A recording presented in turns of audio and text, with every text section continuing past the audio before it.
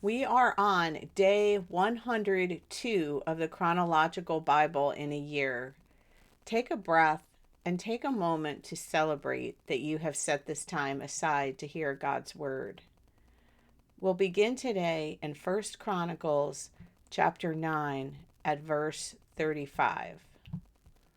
Jael, the father of Gibeon, lived in Gibeon, and his wife's name was Maacah.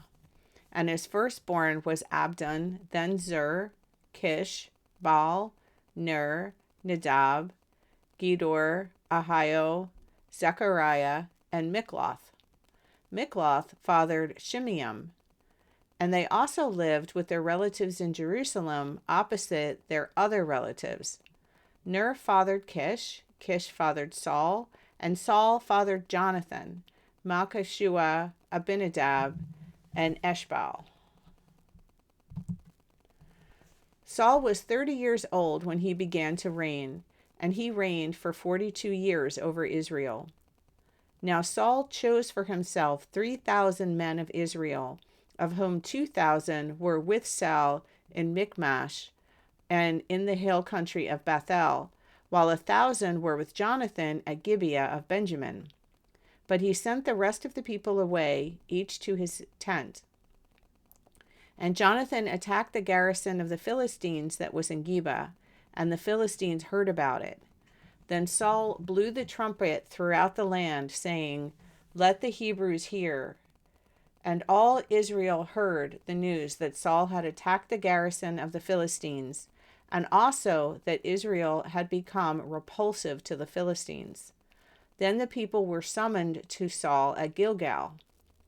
Now the Philistines assembled to fight with Israel, 30,000 chariots and 6,000 horsemen, and people like the sand which is on the seashore in abundance.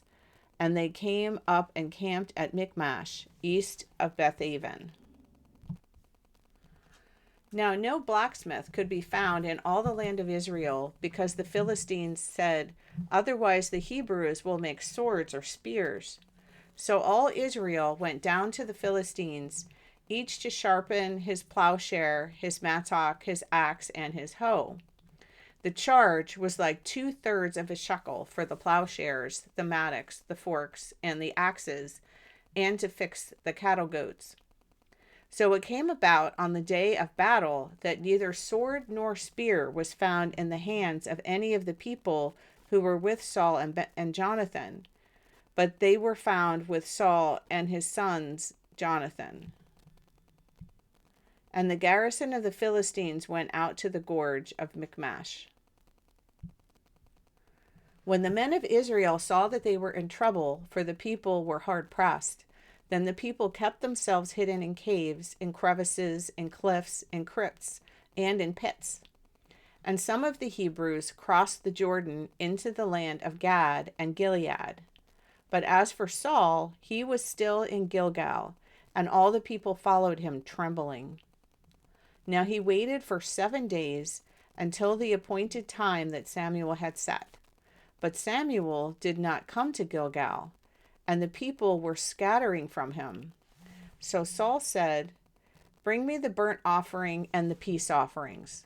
And he offered the burnt offering. But as soon as he finished offering the burnt offering, behold, Samuel came, and Saul went out to meet him and to greet him. But Samuel said, "What have you done?" And Saul said, "Since I saw the people were scattering from me, and that you did not come at the appointed time, and that the Philistines were assembling at Michmash, I thought, now the Philistines will come down against me at Gilgal, and I have not asked the favor of the Lord. So I worked up the courage and offered the burnt offering." But Samuel said to Saul, "You have acted foolishly. You have not kept the commandment of the Lord your God, which he commanded you, for the Lord would now have established your kingdom over Israel forever. But now your kingdom shall not endure. The Lord has sought for himself a man after his own heart, and the Lord has appointed him ruler over his people, because you have not kept what the Lord commanded you." Then Samuel set out and went up from Gilgal to Gibeah of Benjamin. And Saul counted the people who were present with him, about 600 men. Now Saul, his son Jonathan, and the people who were present with them were staying in Gibeah of Benjamin, while the Philistines camped at Michmash. The raiders came from the camp of the Philistines in 3 companies. One company turned toward Ophrah and to the land of Shual, and the other company turned toward Beth-horon, and another company turned toward the border that overlooks the valley of Zeboim toward the wilderness. Now the day came that Jonathan, the son of Saul, said to the young man who was carrying his armor, "Come, and let's cross over to the Philistines' garrison that is on the other side." But he did not tell his father. Saul was staying on the outskirts of Gibeah under the pomegranate tree that is in Migron. And the people who were with him numbered about 600 men, and Ahijah, the son of Ahitub, Ichabod's brother, the son of Phinehas, the son of Eli, the priest of the Lord at Shiloh, was wearing an ephod. And the people did not know that Jonathan had gone. Now between the gorges by which Jonathan sought to cross over to the Philistines' garrison, there was a rocky crag on the one side and a rocky crag on the other side, and the name of the one was Bozez, and the name of the other Sinah. The one crag rose on the north opposite Michmash, and the other on the south opposite Geba. Then Jonathan said to the young man who was carrying his armor, "Come, and let's cross over to the garrison of these uncircumcised men. Perhaps the Lord will work for us, because the Lord is not limited to saving by many or by few." His armor-bearer said to him, "Do everything that is in your heart. Turn yourself to it, and here I am with you as your heart desires." Then Jonathan said, "Behold, we are going to cross over to the men and reveal ourselves to them. If they say to us, 'Wait until we come to you,' then we will stand in our place and not go up to them. But if they say, 'Come up to us,' then we will go up, for the Lord has handed them over to us, and this shall be the sign to us." When the 2 of them revealed themselves to the garrison of the Philistines said, "Behold, the Hebrews are coming out of the holes where they have kept themselves hidden." So the men of the garrison responded to Jonathan and his armor-bearer and said, "Come up to us, and we will inform you of something." And Jonathan said to his armor-bearer, "Come up after me, for the Lord has handed them over to Israel." Then Jonathan climbed up on his hands and feet, with his armor-bearer behind him, and the men fell before Jonathan, and his armor-bearer put some to death after him. Now that the first slaughter which Jonathan and his armor-bearer inflicted was about 20 men within about half a furrow in an acre of land. And there was a trembling in the camp, in the field, and among all the people. Even the garrison and the raiders trembled, and the earth quaked so that it became a great trembling. Now Saul's watchmen in Gibeah of Benjamin looked, and behold, the multitude dissolved, and they went here and there. So Saul said to the people who were with him, "Look carefully now and see who has left us." And when they had looked, behold, Jonathan and his armor-bearer were not there. Then Saul said to Ahijah, "Bring the ark of God here." For at that time the ark of God was with the sons of Israel. While Saul talked to the priest, the commotion in the camp of the Philistines continued, and it increased. So Saul said to the priest, "Withdraw your hand." Then Saul and all the people who were with him rallied and came to the battle. And behold, every man's sword was against his fellow Philistine, and there was very great confusion. Now the Hebrews, who were with the Philistines previously, who went up with them all around the camp, Even they also returned to be with the Israelites who were with Saul and Jonathan. When all the men of Israel who had kept themselves hidden in the hill country of Ephraim heard that the Philistines had fled, they also closely pursued them in the battle. So the Lord saved Israel that day, and the battle spread beyond Bethaven. Now the men of Israel were hard pressed on that day, for Saul had put the people under an oath, saying, "Cursed be the man who eats food before evening, and before I have avenged myself on my enemies." So none of the people tasted food. All the people of the land entered the forest, and there was honey on the ground. When the people entered the forest, behold, there was honey dripping, but no man put his hand to his mouth, because the people feared the oath. However, Jonathan had not heard it when his father put the people under the oath. So he put out the end of the staff that was in his hand and dipped it in the honeycomb and put his hand to his mouth, and his eyes brightened. Then one of the people responded and said, "Your father strictly put the people under an oath, saying, 'Cursed be the man who eats food today.'" And the people were weary. Then Jonathan said, "My father has troubled the land. See now that my eyes have brightened because I have tasted a little of this honey.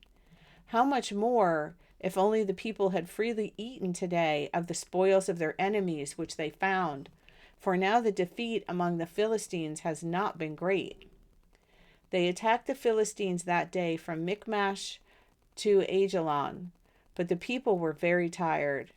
So the people loudly rushed upon the spoils and took sheep, oxen, and calves, and slaughtered them on the ground, and the people ate them with the blood.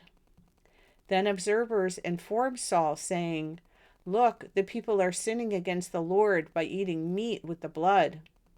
And he said, "You have acted treacherously. Roll a large rock to me today." Then Saul said, "Disperse yourselves among the people and say to them, 'Each one of you bring me his ox or his sheep, and slaughter it here and eat, and do not sin against the Lord by eating it with the blood.'"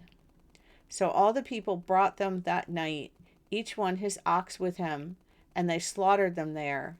And Saul built an altar to the Lord. It was the first altar that he built to the Lord.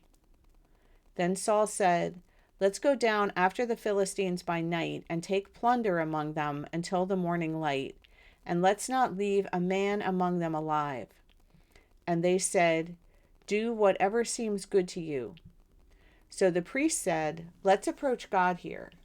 So Saul inquired of God, "Shall I go down after the Philistines? Will you hand them over to Israel?"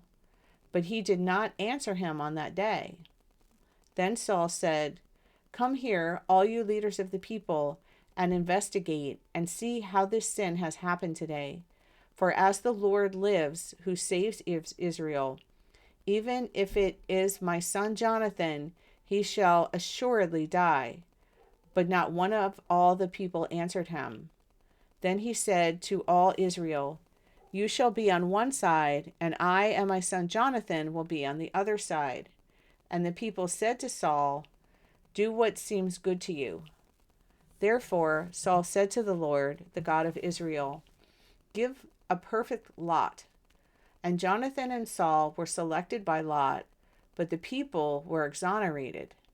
Then Saul said, "Cast lots between me and my son Jonathan." And Jonathan was selected by lot. So Saul said to Jonathan, "Tell me what you have done." And Jonathan told him and said, "I did indeed taste a little honey with the end of the staff that was in my hand. Here I am, I must die." And Saul said, "May God do the same to me and more also, for you shall certainly die, Jonathan." But the people said to Saul, "Must Jonathan die, he who has brought about this great victory in Israel? Far from it.